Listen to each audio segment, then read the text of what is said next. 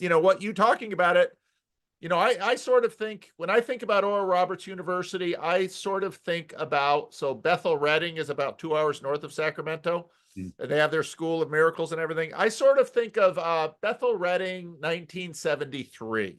So tell me a little bit about Oral Roberts University. Yeah. The thing that's so strange about it, again, and I'll just own right up front, I'm sure there are lots of folks who've been to ORU have a different experience. My experience was great and was nothing like that.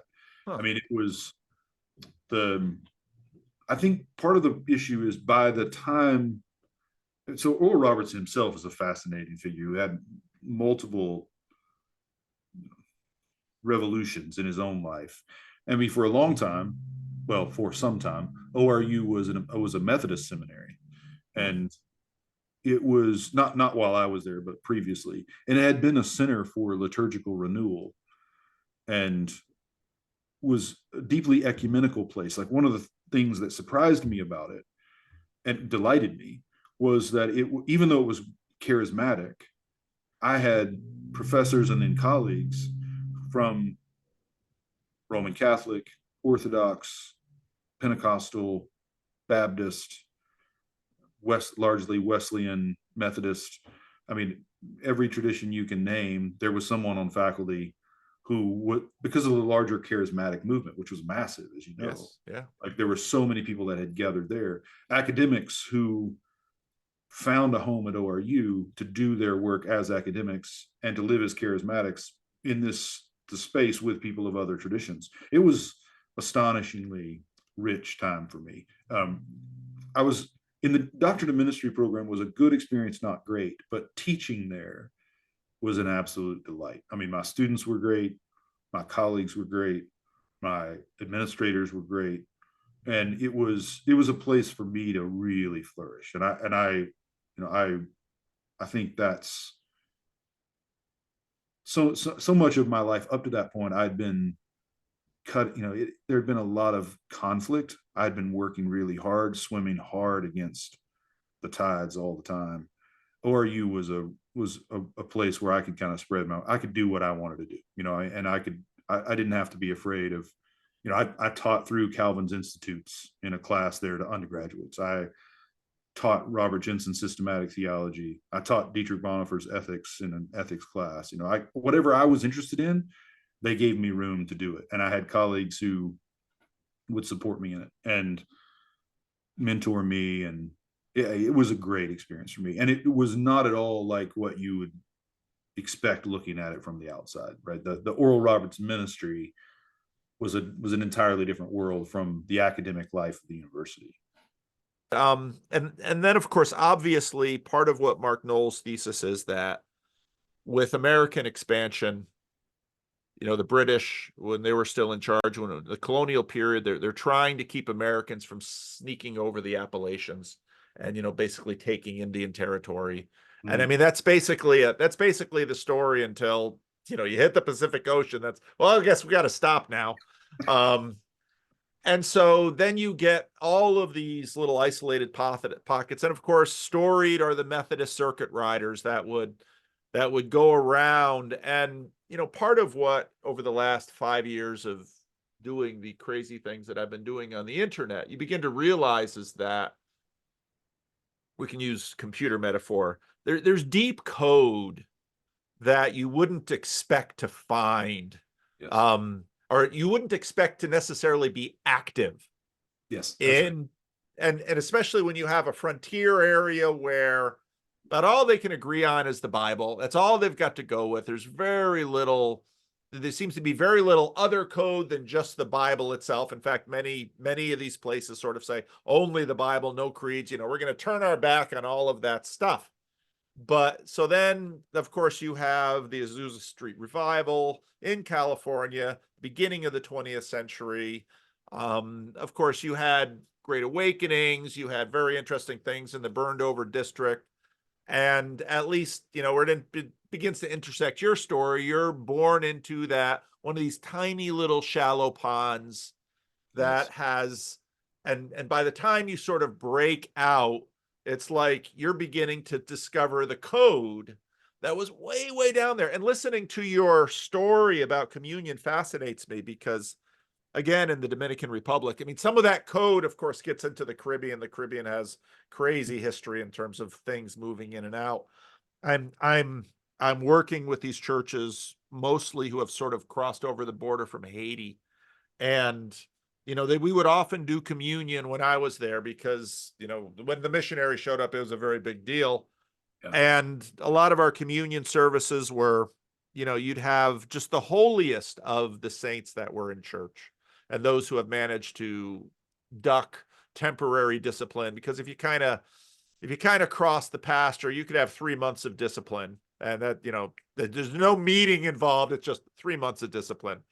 And we would always do the foot washing. And for me as a missionary, because I was the most exalted person, this kid right out of seminary, they would give me the feet of these cane workers and coffee pickers. And I had never touched pancake feet like this. They were just broad and wide. Or arches are completely gone. They never wear shoes, and I'm to wash them. And I found that one of the most moving, enduring memories of my missionary service, because you've got these poor Haitians who, very little education, and you get these baby bumpers that somehow got passed down, and they're serving as kneeling pads, and we're all in this little circle, about 6 or 8 of us who are sufficiently holy to actually have communion, and the other 40, 50 people are just watching us do it. And but yet there's all this code underneath. And so when you describe this communion service, this is so interesting and so wild that I can very much understand how you would wind up talking about sacraments in Yeah. that tradition. Yeah. So talk to me about this. Yeah. I'm So just completely fascinated by this now. there's so many examples of this that have, dawned on me over the years. I remember the first time I was in a Eucharistic adoration service. So it's, high Anglican and of course, not all Anglican churches even do adoration, right? It's a little bit out there from many high church Englands, but I was in that setting, and we're probably 20, 30 minutes in it. And I realized that I feel like I felt as a little kid in these moments at this little rural Pentecostal, free holiness church where we would wait on the Lord.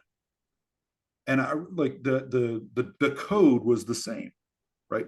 And of course, now I would say historically, what happened with if we go back to Wesley, for example, right? And the ways in which Wesley, of course, is working with that code and knows he is, but he understands what he's working with. When he's initiating that process with Coke and Asbury, that will become the Methodist Church and become the Wesleyan Methodist movement in America, like he knows that, episcopacy is a part of that code. He knows that Eucharist and regular communion is a part of that code, and so on. But what happens over time is that feel, the energy of it, the vibe, we might say, that's what everyone knows they're getting. Like it sounds and feels the same, and songs are being passed and sermons are being passed, and for a while even catechisms or prayer books or some versions of that are being passed, but nobody's teaching the code anymore. Yeah. Like it's not a teaching tradition. They don't do that kind of deep theological formational work. Like it's being passed down, but it's being passed down in ways that are caught, not taught, right? So you might you're still singing, oh, for 1,000 tongues to sing. You're still singing the doxology. So there's Trinitarianism there, but you're not teaching it. You don't have, and for a very long time, there's still an honor for that tradition. There's a respect for it. One of the things that stunned me about the study of early Pentecostalism is how many of those early Pentecostals still knew church fathers, would still reference Augustine or Irenaeus, catch you off guard, or Athanasius, something that would have been unthinkable in my world. Like absolutely unthinkable, that they weren't biblicist in that radical way. many of them. But of course, the reason they weren't is they had been catechized as Methodists. Yeah. Right? They still had prayer books and hymn books. They still had collections of sermons that were being passed down. But what happened was, by the time you get to the mid 1900s in Middle America, that code is no longer being caught in the same way. And I think that it's been flattened, that the spirituality has been flattened under the pressures of political and economic life in Middle America, so that actually other code is now reworking that original code, right? And so we would look at things like Eucharistic adoration or devotion to Mary, love for theology, and all of that seemed absolutely foreign to us. So we couldn't, at that point, we couldn't even recognize, oh, that's something similar to what we're doing. It seemed utterly alien. Yeah. But of course, now looking back on it, I realized, oh, there's nothing in Catholic tradition that wasn't in one way or another in my little Pentecostal church. It's just we would never have been able to recognize it in that way, right? Like the code had been so reworked around other codes, right? Or so, I don't know what metaphor we want to use here, if we want to talk about a virus or what is the best way to get at the complexity there. I mean, I think one of the things you're picking up from me, and I certainly picked up from you, like I think the actual complexity of spirituality, concrete lived spirituality on the ground in any setting, is orders of magnitude more dynamic than any account can catch up to, right? The territory is so much more dynamic than any mapping can ever catch up to. And yet, if you start to really study the map well, and if you know the territory well, you can start to recognize, oh, this is very similar, right? And there is so much shared DNA, so much shared code. And you can, again, sometimes it's really hard to do, but you can start to identify, oh, this is that.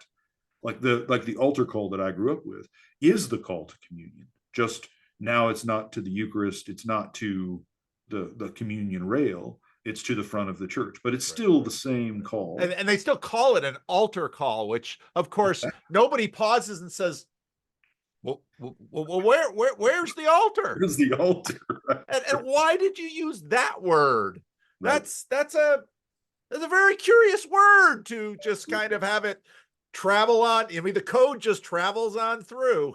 Exactly. And I mean, I think in some ways that's testimony. I mean, theologically, I would say that's testimony to the Spirit, to the ways in which the gravity of the wisdom of that tradition, the ways in which the code does travel through. But I also do think there are ways in which, if you catch me in a different mood at a different time, I feel a grief about it, that we were so close to so much truth and goodness and beauty and wisdom, and yet we didn't know what we had, right? That we didn't receive it with. So I'm there are times in which I'm warm toward it, and then you might catch me the next day, and there's a part of me that, I don't know if anger is the right word, but something like grief about but it was so, by that point, so stripped down, so diseased, that so much was missed too, right? Like I can see some of it, but I don't. It led to my youth being deeply contradicted, and I think that's tragic in some way. But it didn't have to be that way. Yeah.